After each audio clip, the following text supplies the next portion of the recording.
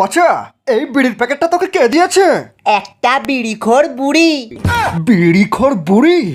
তার মানে আমার মা? এটা এটা মায়ের হাতের তৈরি বিড়ি? একই বিড়ি অন্যজনও তৈরি করতে পারে।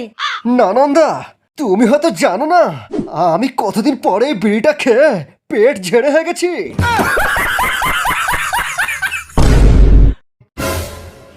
মা,